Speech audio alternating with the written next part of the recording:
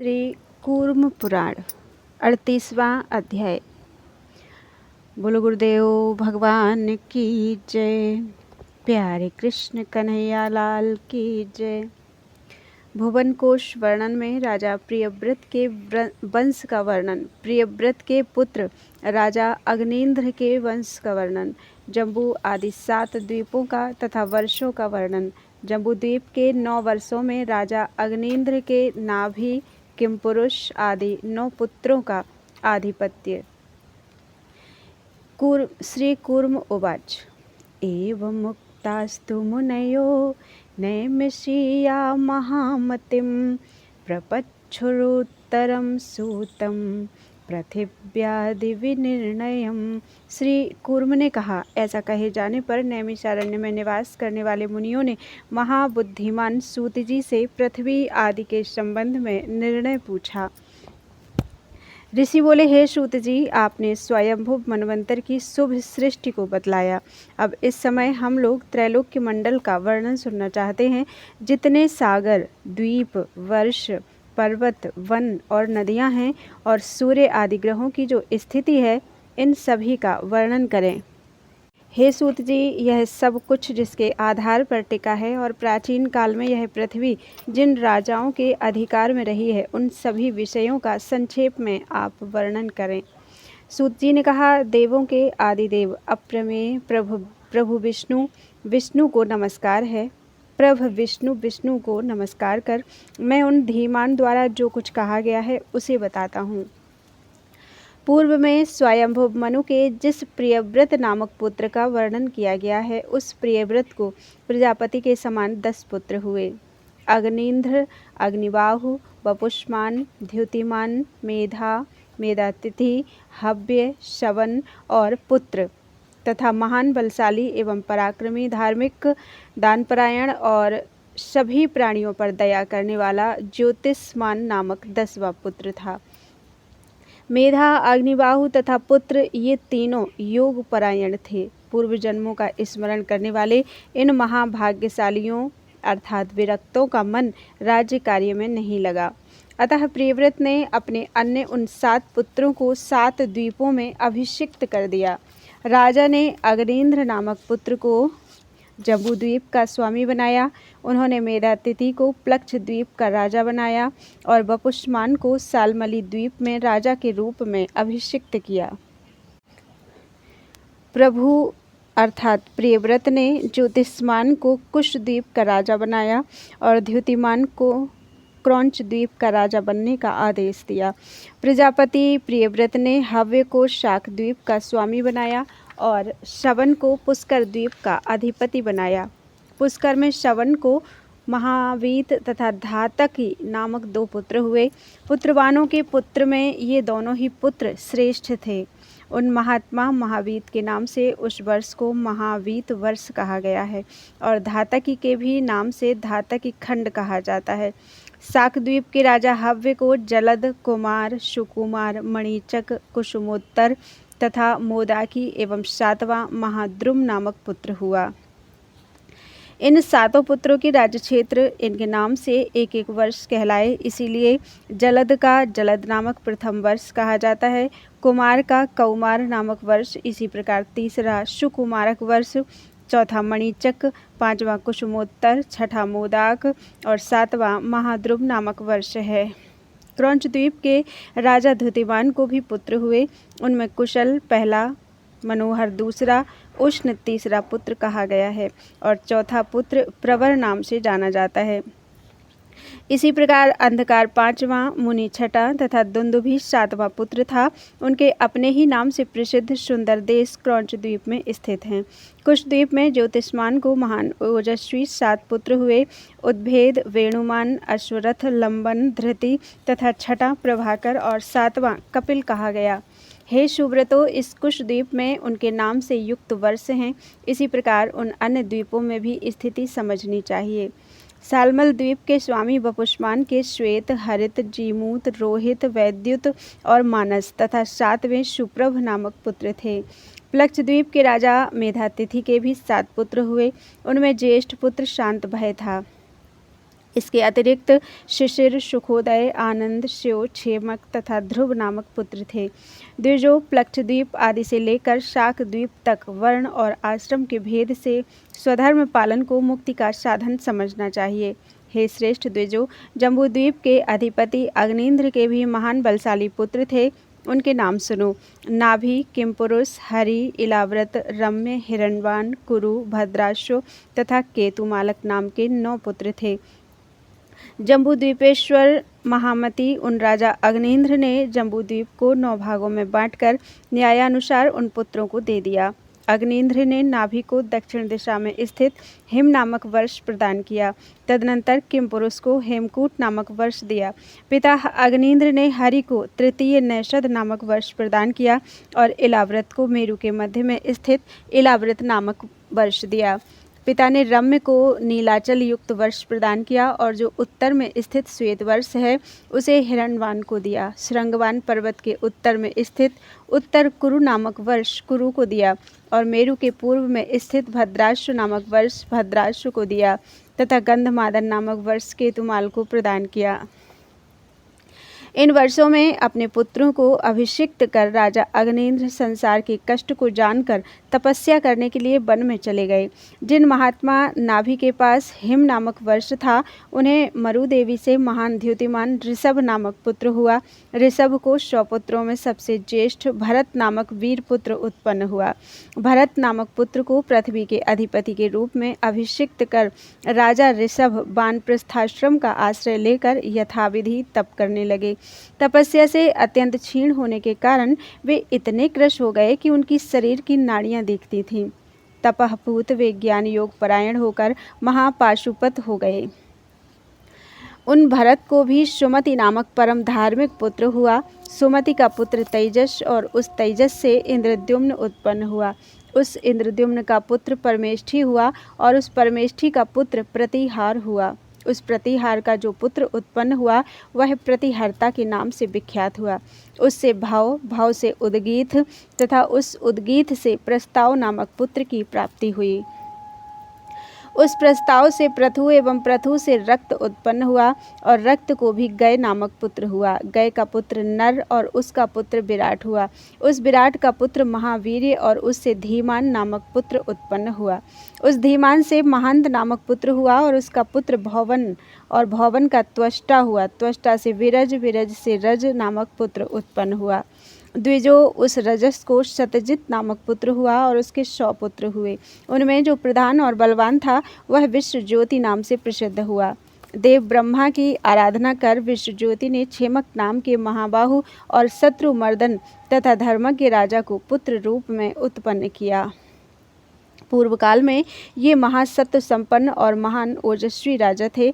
इनके वंश में उत्पन्न लोगों ने प्राचीन काल में इस पृथ्वी का उपभोग किया। इति श्री कूर्म पुराणे षट्सहस्रयां संहितायां पूर्व विभागे 38 अध्यायः। इस प्रकार 6000 श्लोकों वाली कूर्म पुराण संहिता के पूर्व विभाग में 38वां अध्याय पूरा हुआ। बोलो वृंदावन बिहारी लाल की जय। 39वां अध्याय भू आदि 7 लोकों का वर्णन, ग्रह नक्षत्रों की स्थिति का वर्णन तथा उनका परिमाप, सूर्य रथ का वर्णन, पूर्व आदि दिशाओं में स्थित इंद्रादि देवों की अमरावती आदि पुरियों का नाम निर्देश, सूर्य की महिमा। सूत जी ने कहा, हे द्विजोत्तमों, अब मैं आप लोगों से संक्षेप में इस त्रैलोक्य के परिमाण का वर्णन करूंगा, क्योंकि इसका विस्तार से वर्णन नहीं किया जा सकता।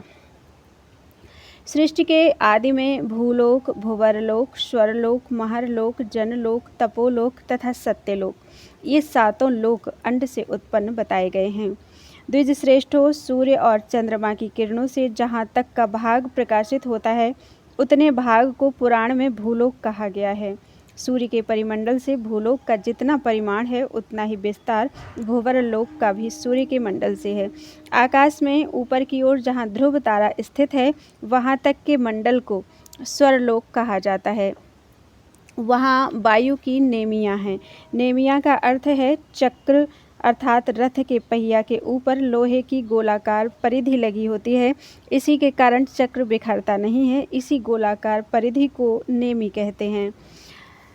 तो वहाँ वायु की नेमियाँ हैं, आवह, प्रवह, अनुवह, संवह, विवह तथा उसके ऊपर परावह और उसके ऊपर परिवह नामक वायु की 7 नेमियाँ हैं।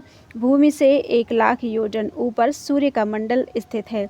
सूर्य से भी 1,00,000 योजन ऊपर के भाग में चंद्रमा का मंडल कहा गया है। उससे 1,00,000 योजन पर स्थित संपूर्ण नक्षत्र मंडल प्रकाशित होता है। हे विप्रो, नक्षत्र मंडल से उत्तर 2,00,000 योजन की दूरी पर बुध है। बुध से उतने प्रमाण की दूरी पर शुक्र स्थित है। शुक्र से उतने ही प्रमाण पर मंगल की स्थिति है। मंगल से 2,00,000 योजन की दूरी पर देवताओं के पुरोहित बृहस्पति स्थित हैं।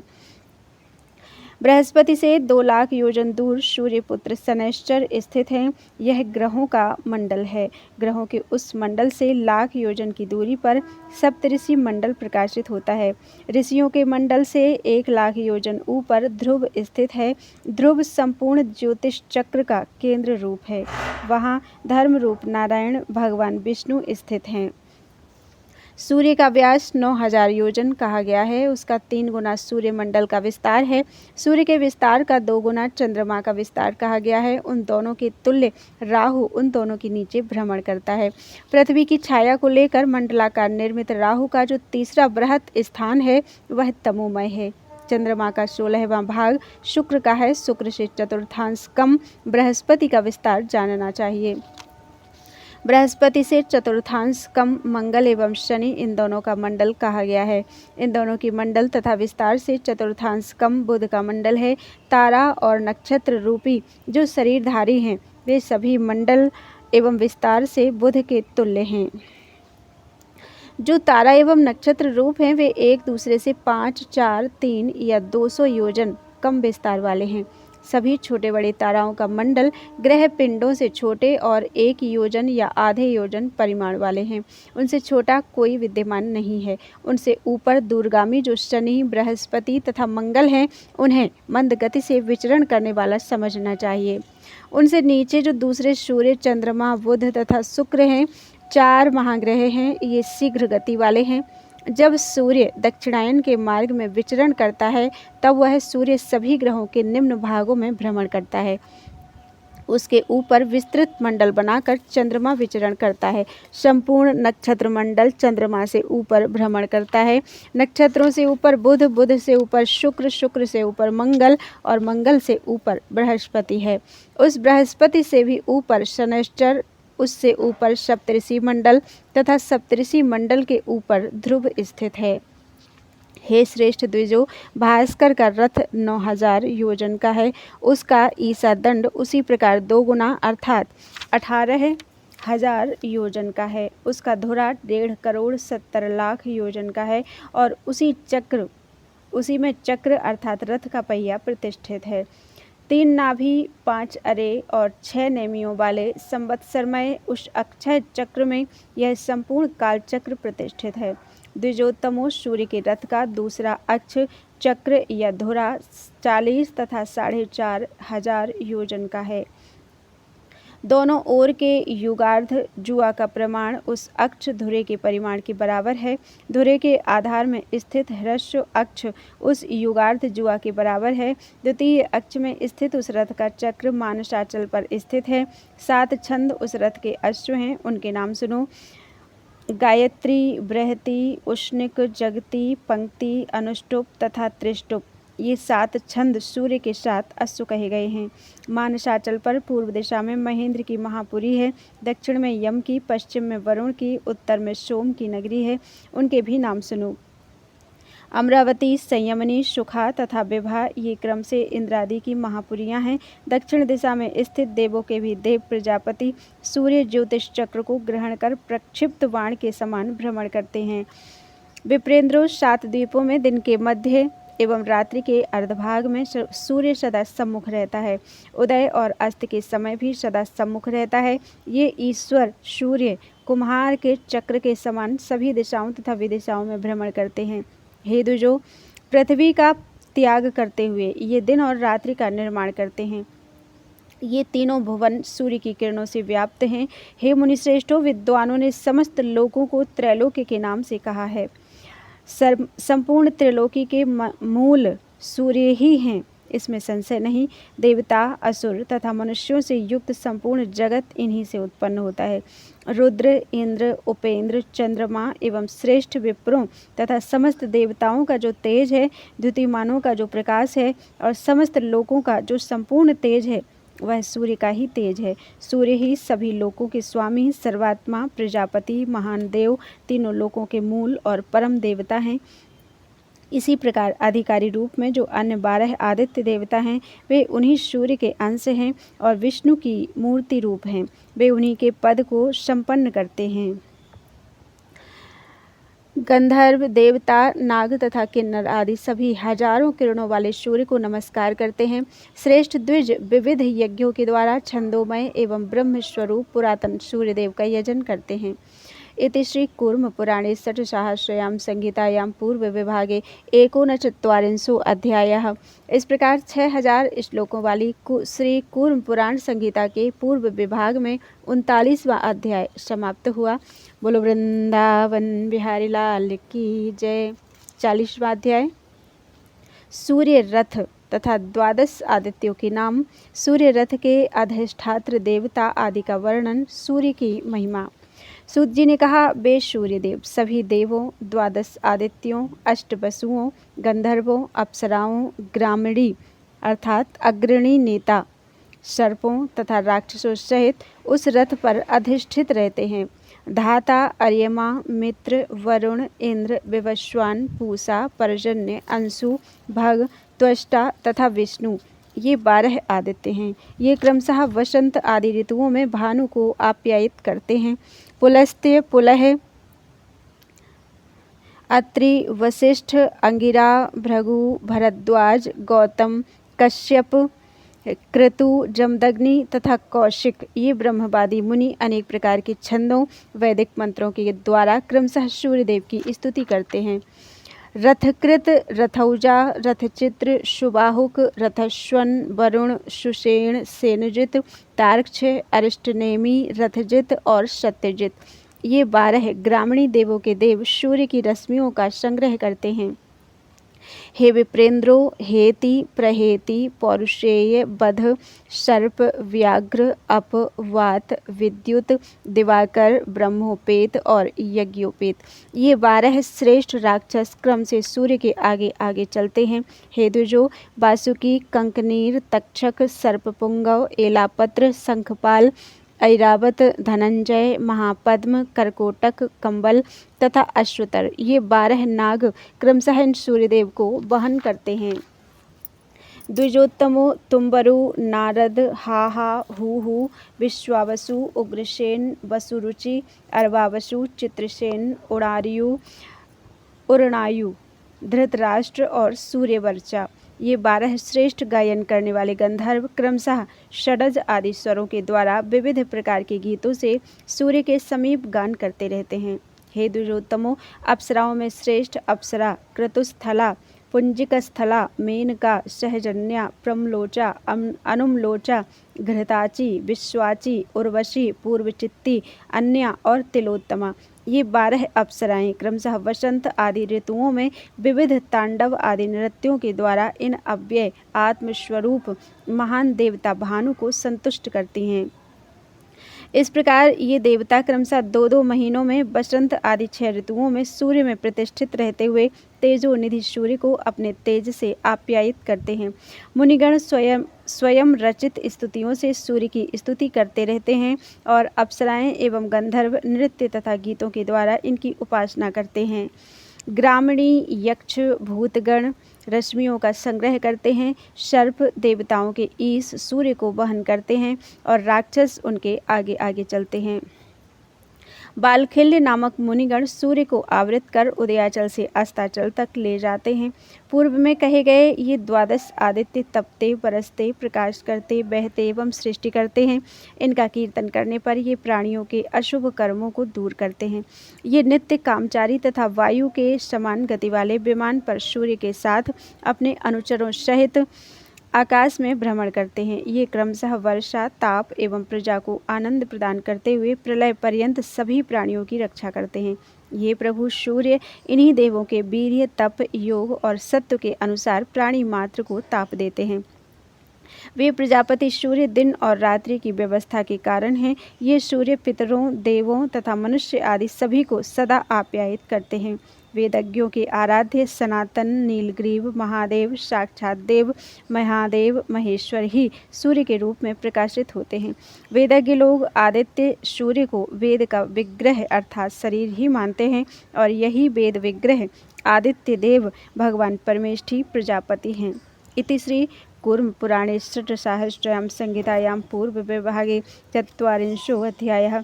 इस प्रकार 6000 श्लोकों वाले श्री कूर्म पुराण संहिता के पूर्व विभाग में 40वां अध्याय पूरा हुआ।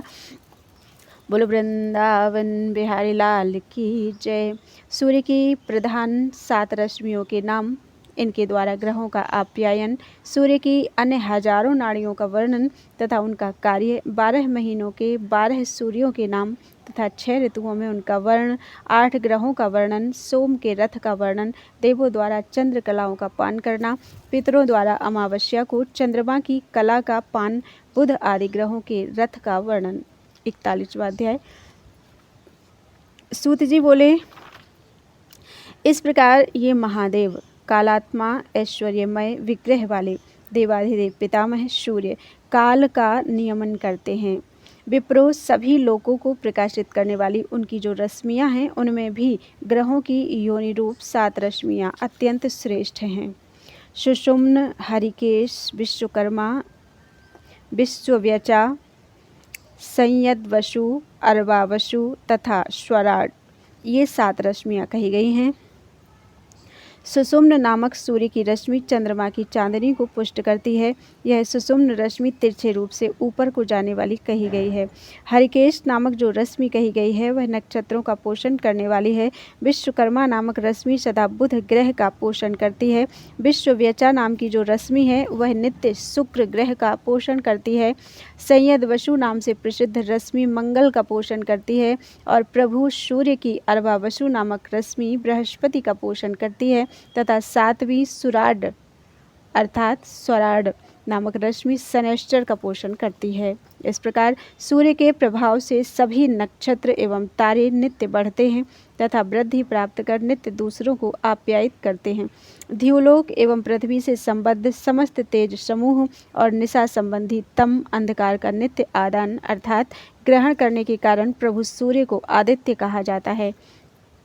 हजारों नेत्र वाले वे अपनी हजारों नाड़ियों अर्थात किरणों द्वारा चारों ओर के नदियों, समुद्रों, कूपों, स्थावर तथा जंगम और नहरों आदि के जल का ग्रहण करते हैं। उनकी हजारों रश्मियाँ शीत, वर्षा एवं उष्णता की सृष्टि करने वाली हैं और उनमें 400 विचित्र मूर्ति स्वरूपा रश्मियाँ वर्षा करती हैं। वंदना, याज्ञा, केतना और भूतना, ये अमृता नाम वाली सभी रश्मियाँ वर्षा करने वाली हैं। नाड़ी स्वरूपणी 300 रश्मियाँ हिम की सृष्टि करती हैं। मेसी, पौसी तथा ह्लादनी नाम की रश्मियाँ हिम की सृष्टि करने वाली हैं। ये सभी रश्मियाँ पीतवर्ण की और चंद्रा नाम वाली हैं। शुक्रा, ककुभ और विश्वभृत नामक सभी रश्मियों का नाम शुक्रा है। ये तीनों प्रकार की रश्मियाँ धूप की सृष्टि करने वाली हैं। उनके द्वारा वे सूर्य समान रूप से मनुष्यों, पितरों तथा देवताओं का पोषण करते हैं। वे इन किरणों के माध्यम से मनुष्यों को औषधि के द्वारा, पितरों को स्वधा के द्वारा और देवताओं को अमृत के द्वारा, इस प्रकार तीनों को 3 पदार्थों द्वारा संतृप्त करते हैं। वे सूर्य वसंत एवं ग्रीष्म ऋतु में 300 किरणों से तपते हैं। शरद और वर्षा ऋतु में 400 रश्मियों के द्वारा वर्षा करते हैं तथा हेमंत और शिशिर ऋतु में 300 रश्मियों से हिम प्रदान करते हैं। माघ मास में सूर्य का नाम वरुण होता है। फाल्गुन में वे पूषा कहलाते हैं। सूर्य चैत्र मास में अंश, वैशाख में धाता, ज्येष्ठा मूल अर्थात ज्येष्ठ मास में इंद्र, आषाढ़ में सविता, श्रावण में विवस्वान तथा भाद्रपद मास में भग कहे जाते हैं। यही सूर्य आश्विन में पर्जन्य, कार्तिक में त्वष्टा, मार्गशीर्ष में मित्र और पौष में सनातन विष्णु कहलाते हैं। वरुण नामक सूर्य की 5000 रश्मियाँ सूर्य का कार्य संपादित करती हैं। इसी प्रकार पूषा 6000, अंश देव 7000, पूषा 6000, अंशदेव 7000, धाता 8000, शतक्रतु इंद्र 9000, विवस्वान 10,000 और भग 11,000 रश्मियों से पालन करते हैं। मित्र नामक सूर्य 7,000 और त्वष्टा 8,000 रश्मियों से तपते हैं। अर्यमा 10,000 रश्मियों से पालन करते हैं और पर्जन्य 9,000 रश्मियों से ताप प्रदान करते हैं। विश्व की सृष्टि करने वाले विष्णु नामक सूर्य 6,000 रश्मियों से तपते हैं। प्रभु सूर्य वसंत ऋतु में कपिल अर्थात भूरे वर्ण के, ग्रीष्म में स्वर्ण के समान, वर्षा में श्वेत, शरद में पांडुर अर्थात सफ़ेद मिश्रित पीले रंग के, हेमंत में तांबे के समान वर्ण वाले और शिशिर में सूर्य लोहित अर्थात लाल वर्ण के होते हैं। सूर्य औषधियों में बल का आधान करते हैं, पितरों को श्रद्धा और देवताओं को अमृतत्व, इस प्रकार तीनों को 3 पदार्थ प्रदान करते हैं। हे द्विजो, अन्य 8 ग्रहों को सूर्य से अधिष्ठित जानना चाहिए। चंद्रमा का पुत्र बुध, शुक्र, बृहस्पति, मंगल, शनि, राहु तथा केतु नामक 8वां ग्रह है। बात रश्मियों के द्वारा ध्रुव में आबद्ध वे सभी ग्रह अपनी कक्षा में भ्रमण करते हुए यथास्थान सूर्य की परिक्रमा करते हैं। द्विजो, वायु चक्र से प्रेरित ग्रह गण अलाद चक्र के समान भ्रमण करते हैं। चूँकि वायु उनका वहन करती है इसलिए उसे प्रवाह कहा जाता है। सोम का रथ 3 चक्रों वाला है। उसके वाम और दक्षिण भाग में कुंद पुष्प के समान वर्ण वाले 10 अश्व जुते हैं। इसी रथ से निशाकर चंद्रमा सूर्य के समान अपनी कक्षा में स्थित होकर नक्षत्रों के मध्य परिभ्रमण करता है। हे विप्रेंद्रो, चंद्रमा की रश्मियों की क्रमशः ह्रास और वृद्धि होती रहती है। दिन के क्रमानुसार शुक्ल पक्ष में चंद्रमा के परभाग में स्थित सूर्य सोम अर्थात चंद्र को निरंतर आपूरित करते हैं। हे विप्रो, देवताओं द्वारा अमृत पान किए जाने के कारण क्षीण हुए चंद्रमा को सूर्य सुषुम्न नामक एक रश्मि किरण से नित्य आप्यायित करते हैं। सूर्य के तेज से चंद्रमा का यह क्षीण शरीर पुष्ट होता है, अतएव दिन के क्रमानुसार पूर्णिमा को वह चंद्रमा संपूर्ण रूप से दिखाई देता है। हे विप्रो, देवता उस अमृत स्वरूप संपूर्ण सोम का आधे महीने तक पान करते हैं, क्योंकि वे देवता अमृत का भोजन करने वाले होते हैं। तदनंतर 15वें भाग के किंचित कलात्मक भाग शेष बचने पर अपराह्न में पितृगण उस अंतिम भाग का सेवन करते हैं। पितृगण चंद्रमा की अवशिष्ट अमृत स्वरूपिणी अमृतमयी तथा पवित्र सुधा नामक कला का 2 लव अर्थात काल विशेष तक पान करते हैं। अमावस्या के दिन चंद्रमा की किरणों से निकलने वाले सुधा नामक अमृत का पान करने से पितर महीने भर के लिए तृप्ति प्राप्त कर स्वस्थ हो जाते हैं। देवताओं के द्वारा चंद्रमा के अमृत का पान किए जाने पर सोम का विनाश नहीं होता। श्रेष्ठ जनों, इस प्रकार सूर्य के कारण चंद्रमा के क्षय एवं वृद्धि का क्रम चलता है। सोम के पुत्र बुध के रथ में वायु के समान वेग वाले जल से उत्पन्न 8 घोड़े जुते हैं। वह बुध उसी रथ से सर्वत्र गमन करता है। शुक्र का रथ भूमि से उत्पन्न 10 घोड़ों से और मंगल का स्वर्णमय अत्यंत सुंदर रथ 8 घोड़ों से युक्त रहता है। बृहस्पति का भी 8 घोड़ों वाला रथ स्वर्ण से निर्मित है। शनि का लोहे से बना हुआ रथ तमोमय है और 8 घोड़ों वाला सूर्य के शत्रु राहु और केतु के रथ 6 अश्वों से युक्त हैं। इस प्रकार महाग्रहों के 9 रथों का वर्णन किया गया है। ये सभी महाग्रह वायु की रश्मियों के द्वारा ध्रुव में आबद्ध हैं। ध्रुव में सभी ग्रह, नक्षत्र और तारागण भी ध्रुव में पूर्णतः निबद्ध हैं। वायु की रश्मियों द्वारा परिचालित होकर ये सभी परिभ्रमण करते रहते हैं। इस प्रकार 6000 श्लोकों वाली श्री कूर्म पुराण संहिता के पूर्व विभाग में 41वां अध्याय पूरा हुआ। इति श्री कूर्म पुराणे षट्सहस्रयां संहितायां पूर्व विभागे 1/4 अध्याय। बोलो वृंदावन बिहारी लाल की जय। त्वदीयं वस्तु गोविंदं तुभ्यमेव समर्पितम्।